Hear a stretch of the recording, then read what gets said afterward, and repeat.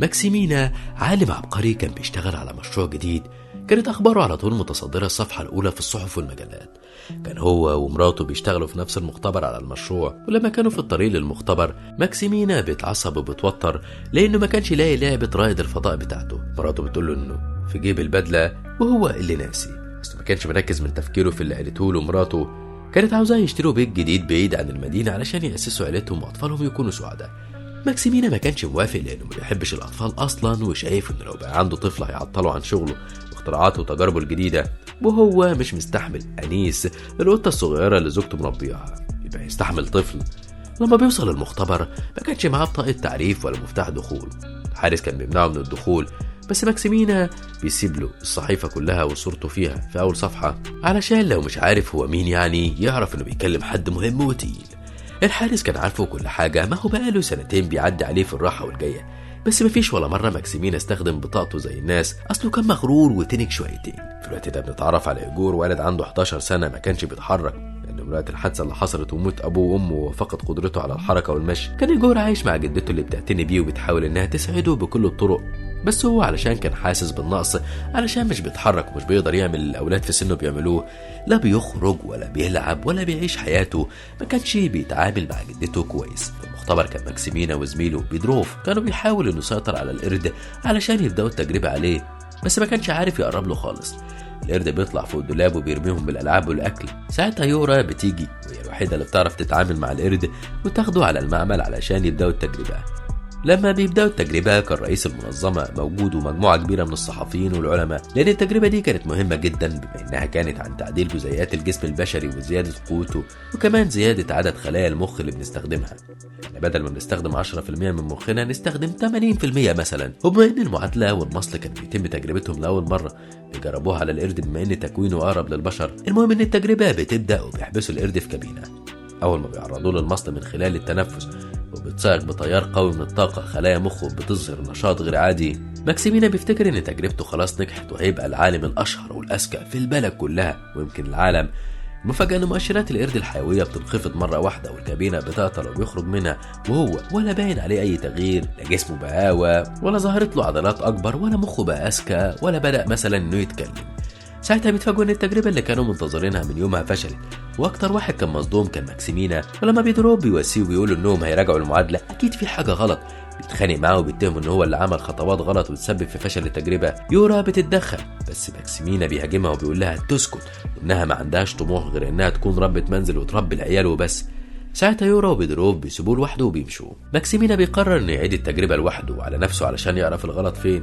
كان مقتنع انه لما يتعرض هو للتجربة هتنجح. لما بيدخل الكابينة وخلاص بيبدأ العد التنازلي، فجأة القرد بيخرج من القفص بتاعه وبيروح يلعب على لوحة التحكم وبيضغط على كل الزراير وبيكتب خوارزمية جديدة. ماكسيمينا بيشوفه وبينادي عليه علشان يبعده، بس ولا كان في فايدة وهو محبوس ما يعرفش يلغي السيستم خلاص. أول ما بيخلص العد التنازلي ماكسيمينا بيتعرض للإشعاع وبيتحول وجسمه بيتقلص حجمه وبيبقى في حجم مجسم في الفضاء اللي كان على طول شايله معاه. في الأول ما كانش مستوعب اللي بيحصل وفاكر إن كل حاجة حواليه تضاعف حجمها، لغاية ما بيشوف مجسم رجل الفضاء فبيفهم اللي حصل. بيلبس البدلة بتاعة اللعبة وبيخرج. ساعتها القرد بيطارده في المختبر كله وبيحاول إنه يمسكه، وماكسيمينا بيهرب في فتحة التهوية. ساعتها القرد بيدوس على زرار التشغيل وماكسيمينا بيطير بره المبنى خالص. ساعتها بيقع على ورقة كانت طايرة في الجو، ومنها بيقع في طبق الأكل في مطعم في الشارع. البنت أول ما بتشوفه بتخاف وبترميه بكل قوتها. بيقع في شنطة جدة إيجور وهي ماشية رايحة تركب التاكسي، وبعد شوية بيلاقي نفسه في غرفة إيجور. في الوقت اللي كانوا في المختبر بيدوروا عليه، يورا لما بتراجع الكاميرات بيعرفوا اللي حصل. عمل التجربة على نفسه واختفى، ويورا بتفتكر انه نجح في تطبيق نظرية الانتقال الآني أول لحظة. بعد شوية إيجور بيشوف ماكسيمينا وبيترعب وبيصرخ بقلبه صوته. ولما جدته بتيجي تطمن عليه بيقول لها انه اتخبط في اللعبة وهو مش واخد باله. بعد ما جدته بتخرج إيجور بيرش ماكسيمينا بمسدس المية، وبحجمه ده بيتأثر بسرعة وبيترمي في آخر المكتب شوية. ولما بيهدى ماكسيمينا بيعرفه بنفسه وبيحكي له اللي حصل له وازاي اتحول للحجم الصغير ده. وقتها جدة إيجور بتسمعه وهو بيتكلم، بتدخل الأوضة وبتشوفه بيتكلم مين. إيجور بيقول لها إنه بيتكلم عربيته اللعبة، بيشغلها وبيوريها الحركات اللي تقدر العربية تعملها وبيتحكم فيها بالريموت. ما كانش عارف ان ماكسيمينا بيستخبي في العربيه. طول الليل كانت يورا وبيدروف سهرانين يراجعوا الكاميرات ببطء علشان يشوفوا القرد عمل ايه وايه الازرار اللي ضغط عليها بالظبط علشان يعرفوا يعملوا المعادله اللي اخفت ماكسيمينا. في الوقت ده كان ماكسيمينا مش جاي له نوم وعمال يفكر في انه ازاي يرجع لحجمه الطبيعي. وبيفتكر انه لو قضاها طول الليل ياكل يكتسب طاقة ويرجع لحجمه الطبيعي. بيروح ياكل التورتة بتاعة إيجورو اللي كانت قده 5 مرات.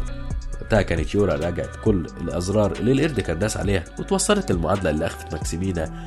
ولما بتتصل بمديرها علشان تبلغه بتتفاجئ برده اللامبالي، وده علشان هو اتفصل من منصبه بعد فشل التجربة على أساس انه مضيع فلوس التمويل. تاني يوم إيجور لما مش بيلاقي ماكسيمينا بيدور عليه في البيت كله لغاية ما بيلاقيه في التلاجة وكان قرب يتجمد خلاص. بيجيب الاستشوار وبيشغله على اعلى مستوى علشان يدفيه ويفك التجمد اللي في اطرافه. عشان ماكسيمينا يتحمل قوه الهواء السخن، ايجور بيكتفه في عمود علشان ما يطيرش تاني. في الوقت اللي كان المدير علشان يستعيد منصبه تاني ويحسن صورته في المجتمع العلمي، بيقرر تعيين بيدروف مدير المشروع مكان ماكسيمينا، وبيطلب منه انه يعيد شغل على التجربه علشان ينفذها تاني ولازم تنجح المره دي.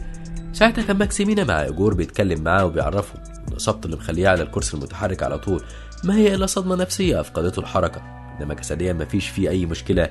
رجليه سليمه وجهازه العصبي مفيش فيه اي مشكله، مع ذلك الدكاتره مش عارفين يعالجوه يخلوه يمشي تاني. ساعتها ماكسيمينا بيقول له انه هيساعده وان لازم صدمه تخليه يرجع يمشي تاني، بس الاول كان لازم انه يتواصل مع بيدروف او يورا علشان يساعدوه يرجع لحالته الطبيعيه في البدايه. وقتها بيخلي ايجور يتصل ببيدروف ويتكلموا فيديو. ساعتها كان مش باين انه حجمه اتقلص. ماكسيمينا بيقنعه انه انتهى اللحظيه اللي مكان على الشاطئ، بيطلب منه انه يقابله بكره في مول عالم الاطفال. دلوقتي بقى كان لازم يشوفوا طريقة علشان يخرجوا بيها مع الجدة وتوديهم مول الأطفال. ساعتها إيجور بيبعت لها على حسابها رسالة على إنه ستيبان مدير ماكسيمان وإنه عاوز يقابلها في المول. فعلا تاني يوم الجدة بتاخد إيجور وبتروحوا المول. في الوقت اللي بتروح تدور على ستيبان كان ماكسيمينا خرج من الكوباية اللي إيجور كان مخبي فيها وبينادي على بيدروف. بيدروف أول ما بيشوفه بيتصدم وبيحاول يعرف منه اللي حصل والمعادلة اللي حولته للحجم ده، بس ماكسيمينا ما كانش يعرف فعلا واللي حصل ده كان بالصدفة. بيتفاجئ بان بيدروف ظهر على حقيقته وما صدق ان ماكسيمينا يختفي. اخيرا هياخد مكانه في المختبر ويعمل هو التجارب والابحاث بتاعته من غير ما حد يهينه ولا يذل فيه زي ما كان ماكسيمينا بيعمل. فجأة بيطارد ماكس في المكان عاوز يقتله علشان يقضي عليه للابد، وحجته معاه الكل عارف انه اختفى في التجربه اللي عملها على نفسه. ساعتها كان ايجور واقف بيسمعه. لما بيلاقي ماكس في خطر مش عارف يهرب يروح فين، ايجور بياخد عربيه بريموت وبيتحكم فيها وبيخلي ماكس يستخبى فيها وهو بيسوقها في ممرات المول علشان يهرب من بيدروف. بيدروف بيوقع رف العاب فوق العربيه يكسرها ويدوس على كل حاجه علشان يضمن انه يقتل ماكس. ولما بيمشي ايجور بيكتشف ان ماكس ما حصلوش حاجه. بيرجعوا البيت وايجور بيبحث عن بيدروف علشان يعرفوا اكتر معلومات عنه وازاي يتعاملوا معاه بعد ما ظهر على حقيقته. ماكس بيدخل على سيستم المختبر باسم المستخدم ورقمه السري، بيعرفوا يشوفوا كل اللي على الاجهزه في المختبر والمعادلات والتجارب اللي بيدروف بيعملها. بيدروف كان وقتها بيعمل معادله تقليص الحجم علشان لو نجحت هيقدم المشروع بتاعه والبعيد يفوز بجائزه نوبل، بس للاسف التجربه بتفشل وكل الحيوانات اللي بيعمل عليها التجربه بتموت. بيدروف لما بيلاقي كده بيروح ليورا يزورها بحجة انه عاوز يطمن عليها بما انها ما جاتش المختبر بقالها فترة. هو ما كانش رايح يطمن عليها ولا حاجة، كان بيحاول انه يجرجرها في الكلام علشان يعرف المعادلة اللي قلصت حجم ماكس، بس هي مش بتديها له. ساعتها بيغفلها وبياخد تليفونها من غير ما تحس لانه عارف ان ماكس هيحاول يتصل بيها لو كان لسه عايش. فعلا تخمينه كان في محله. بالليل ماكس بيتصل بيورا علشان يكلمها ويعرفها انه لسه عايش، بس بيتفاجئ ببيدروف اللي بيرد عليه وبيهدده انه هيقتله علشان ما يسمحلوش بانه يرجع يتحكم فيه تاني. هو ما صدق انه وصل للمنصب ده. تاني يوم كانوا في الشركه بيحضروا ليوم تقابين ماكس تقديرا لذكراه. في الوقت اللي كانت يورا اتفاجئت برسائل بتجيلها من اكاونت ماكس. في الاول بتشك، بس لما بتتكلم معاه شويه بيقول لها على ذكريات ليهم مع بعض، فبتتاكد انه هو بيعرفها انه عايش. بس بتتفاجئ ان ايجور هو اللي بيبعت لها الرسائل علشان يساعد ماكس، والتفاصيل دي كلها كان عارفها من ماكس وهو بيحكي له عنها. بيتفق معاه على انه هيكون موجود في الشركه وبيطلب يقابلها. بعدها ماكس وايجور بيتفقوا انهم لازم يروحوا الشركه علشان يوقفوا بيدروف عند حده، وكمان علشان ماكس يدخل الحجره ويعكس التجربه ويرجع لحجمه الطبيعي. ما كانش عارف ان ايجور اتواصل مع يورا اصلا. المهم ان عشان يعرفوا يروحوا الشركه ماكس بيتصل بجده ايجور على انه ستيبان وبيطلب منها تقابله في الشركه. فعلا الجده بتاخد ايجور وبتروح على الشركه.